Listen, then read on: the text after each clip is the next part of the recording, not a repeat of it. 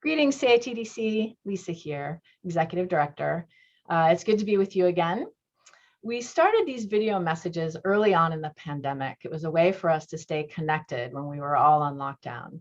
And our video messages have kind of ebbed and flowed along with the pandemic.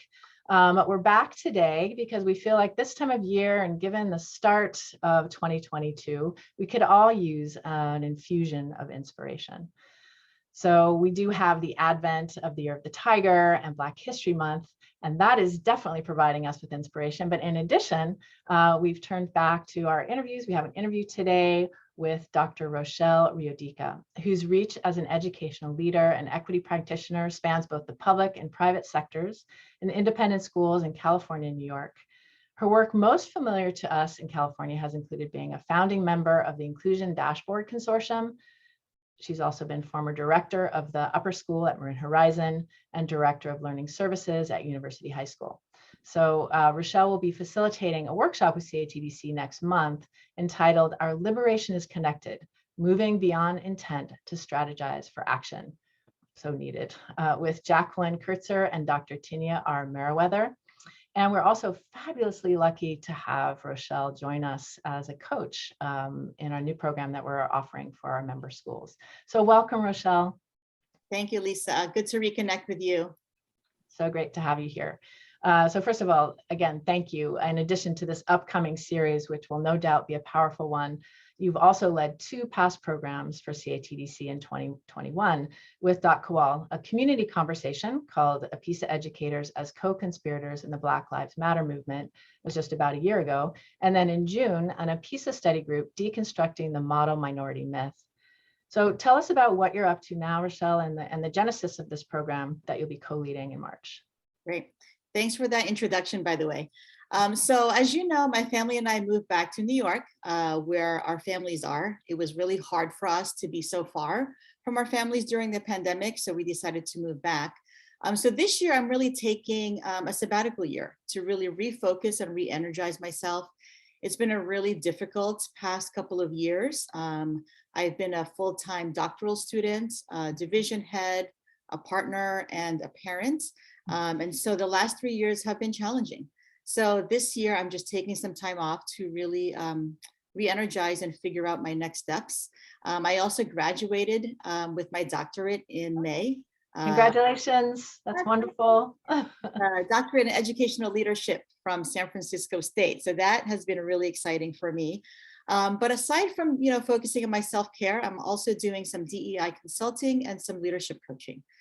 So this workshop that's coming up, it really has been an amazing experience to co-facilitate with my 2 colleagues, Tania and Jacqueline, and so timely, especially with Lunar New Year and Black History Month coinciding this year. So we're calling it Our Liberation is Connected, because we truly believe that in order for BIPOC folks to be liberated, we have to support each other in the fight against white supremacy and racial injustice.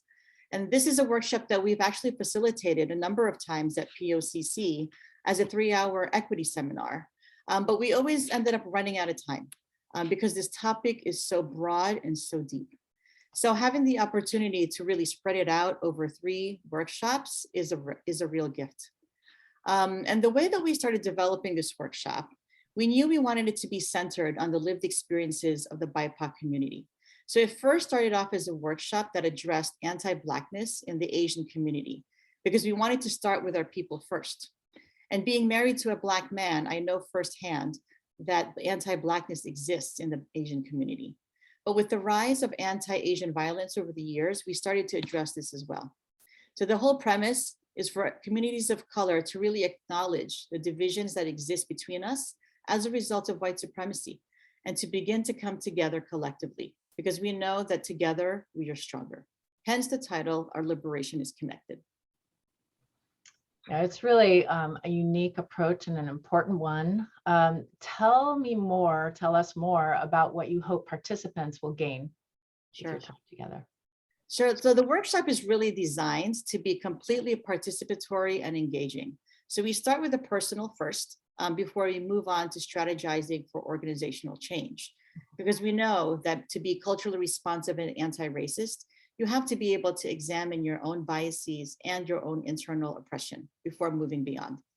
So we're asking folks to be vulnerable, to dig deeply into identifying where anti-Black, anti-Asian, and anti-immigrant ideas really come from in their lived experiences. There's going to be racial affinity groups so we can share personal stories that are potentially painful and embarrassing. And we're going to have a chance to really reflect, share, and process together. And then the second half of it, participants are also going to learn about different organizational change frameworks, which they're going to use to create a plan that they can bring back to their schools. I'm really excited actually, because I'll be premiering a framework that I developed during my dissertation process, which I'm calling the 4 I's of responsive leadership, focusing on building culturally responsive and anti-racist schools. So we intentionally designed the workshop to address both the personal and the professional aspects of doing racial justice work, because we know that the two are interrelated. And for the 3 of us who are facilitators and women of color, this work for us is also very personal and professional. Well, really, again, appreciating the collaboration that's involved and working with Kathy Aragon, who's our Managing Director of Programs here at CATDC, to bring this all together for this particular community. So independent schools have really long stated their commitment to DEI over the years. It's been called many different things. Since the murder of George Floyd, as we know, many schools have at least started to move beyond aspirations and good intentions to action, and there's still a very long way to go. I'm really interested in this term, radical institutional change. What does that look like? Yeah, there's definitely a long way to go from being performative to actually doing radical change. So for us, I think radical institutional change is just that, it's radical. Right? It's a shift from the traditional paradigm that we typically see in schools, which are intended to produce and uphold white supremacy ideology and practices. So a radical change really requires shifting power to historically marginalized communities and decentering whiteness. When schools listen to and value the contributions of BIPOC folks, radical change can happen because you're no longer operating through a white-centric lens. So this is not easy work at all, but definitely doable. Yeah, that white-centric lens is so entrenched, and I'm appreciating what you were talking earlier about in terms of going, deep in our personal awareness and looking at the biases that we hold, and then moving from there to this more institutional change level. So turning back to that individual interpersonal level, what do you hope the people that you work with as a coach get to? What do you hope they gain from your work together? I'm sure there's some similar themes, but do tell. Definitely some similar themes.